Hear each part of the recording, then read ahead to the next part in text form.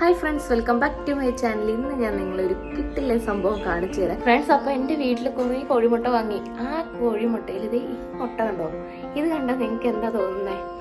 നല്ല വലിയ വലിപ്പമുള്ള സാധാ കോഴിയുടെ മുട്ടയല്ല, അതിൻ്റെ ഒരു 2 കോഴിമുട്ട ചേർത്ത് വെച്ചാലുള്ള വലിപ്പമുണ്ട് ഈ കോഴിമുട്ടയ്ക്ക്. അപ്പോൾ ഇതിൻ്റെ ഉള്ളിൽ മിക്കവാറും 1-ൽ കൂടുതൽ ഉണ്ണികൾ ഉണ്ടാകുമെന്നാണ് കരുതുന്നത്.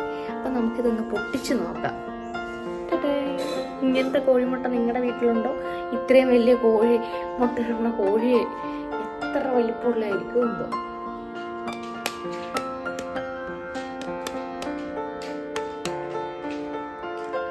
കണ്ടു കഴിഞ്ഞാൽ ഒട്ടകപ്പശിയുടെ മുട്ടയുടെ അത്ര വലിപ്പമുണ്ട്.